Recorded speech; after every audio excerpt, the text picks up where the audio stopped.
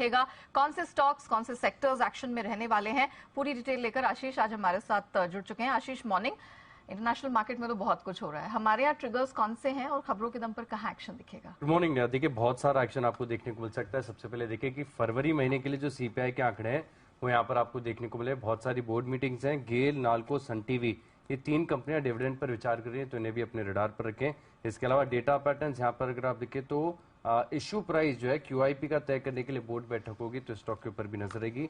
इसके अलावा yes bank, यहाँ पर देखिए स्टेट बैंक ऑफ इंडिया का जो लॉक इन था वो फिलहाल खत्म हो रहा है, और वीआरएल लॉजिस्टिक्स जहां पर टेंडर ऑफर के माध्यम से कंपनी बायबैक करने जा रही थी करीब 8,75,000 शेयरों का 700 रुपए के भाव पर, तो ये बायबैक आज से शुरू हो रहा है, 27 मार्च तक खुला रहेगा, तो स्टॉक में भी नजर रहेगी।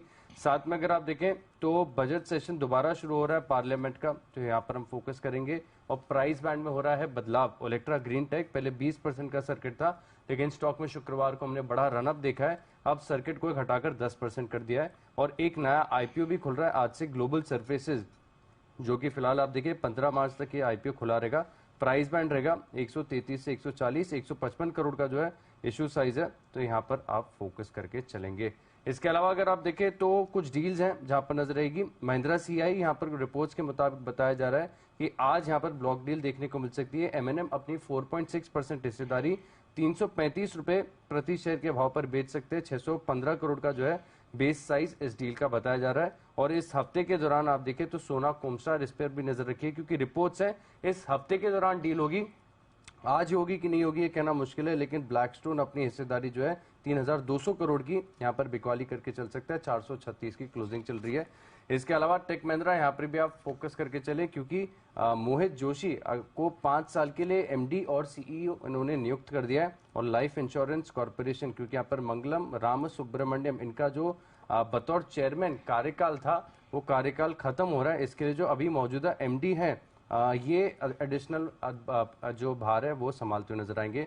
नजारा टेक्नोलॉजीज, इन्होंने डिक्लेयर किया है कि अमेरिका में इनकी जो सब्सिडरी है, इनका एसवीबी यानी सिलिकॉन वैली बैंक में 64 करोड़ का फंड था, तो ये डिक्लेयर किया। हालांकि अब देखिए क्योंकि सारी डिपॉजिटर सेफ हैं, तो यहाँ पर ज्यादा कुछ इम्पैक्ट आपको देखने को नहीं मिलेगा। एमसीएक्स पर खास नजर रखिए, क्योंकि जी बिजनेस की खबर पर मोहर है, जहां पर एफपीआई के लिए कमोडिटी ट्रेडिंग का रास्ता जो है साफ हो गया है। सेबी ने ऑलरेडी इसको प्रस्ताव को मंजूरी दे दी थी, लेकिन हमारी खबर पर मोहर है, एमसीएक्स के लिए बड़ा पॉजिटिव है।